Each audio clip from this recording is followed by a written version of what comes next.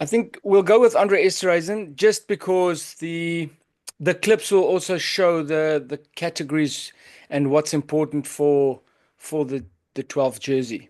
Now, MV, I think the first clip should probably have been this, but the ball carrier ability of the Springbok 12 is always going to be the need for dominance, physicality, aggression, kind of like a bowling ball just smashing into pins. And this is a great clip to illustrate that from Andre Esterhuizen, and that's one of his big strengths is his ball carry. Which So game is off the this? scrum, this is the Scottish test in the autumn series in Europe. Now again, Scotland was playing good rugby. We weren't as convincing at the start of this test. We needed to grind our way into this win. Now, from this angle, you can kind of see what that does, but on the following angle, you can nearly feel the hit that he gets into this big aggression, big power, body on body, stays on his feet. And the amount of defenders that are now needed to finish this tackle just makes the defense after this phase a lot more difficult.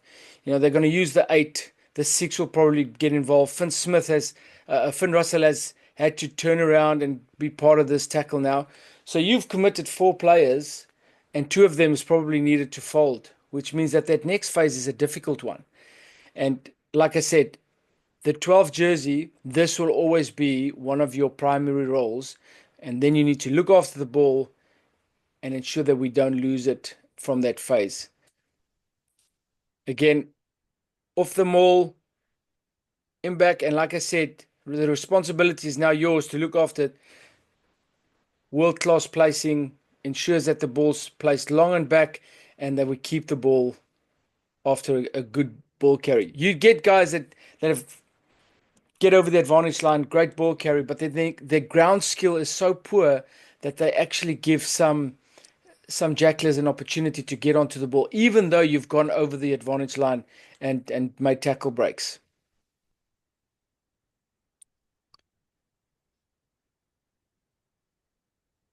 Again, over the advantage line, quick ball, and you're right into the heart of their defense. Now, there is some people, some critics feel that in these situations, he should be looking for the offload for these guys. It goes to And ground easily. it's I think what happens here, they get him right on the ankles. Otherwise, he probably scores this. But this is going to be part of the reason why his attack mark will be lower than Dialende's, and also his rugby IQ. There's nothing wrong. Andre Esterhuizen is a fantastic rugby player. I think he creates a lot more than he's actually using. This is a good example of that. Before just setting up the ruck, try and keep that ball available. You are going to dominate most of the contact situations you get into. Make use of those advantages. Andre, just roll back a little bit, and if you don't mind, just watch what Finn Russell is doing to look on your arm there. Isn't that illegal? Well, he is just standing his ground. He's not really making. He's not punching into him. He's not taking the space. Lucania should have altered Mm. his course there, I think. But it is a way to just make him late for that breakdown. And if you had a better body position, they'll probably get onto that ball. But again, I think these situations, Andre Esterhuizen he's gonna find himself in a lot of these, and we need to see that ball get passed to the inside, keep it available, don't set rucks, make defenses chase. Because if you look at the next phase, although it's quick ball, Scotland, we actually played to the wrong side, yeah? They've anticipated the same side play. The space is on this side, and we've got no one running into that space there. Obviously, it's the same side play. We want to beat them, but yet they do get around the corner quicker. But if we get that offload away there, that's a one-on-one, maybe half a tackle, another offload, and we score. We need to take advantage of Esterhuizen's ability to dominate contact in the way that he does. So before we get to the rating, same game, I think even though we need a physical and an aggressive 12, good ball carry, we also need a 12 that can do what we showed earlier with Dialende, pressure passing, getting rid of the ball in pressure situations. You are a big runner. They will put bodies in front of you. And these are two examples where André Esterhuizen gets rid of the ball. One leads to a try and the other one just into a wide phase attack. But so slick on the ball. Also, very underestimated in the way that he can attack. And he's got better hands than I think some critics give him credit for.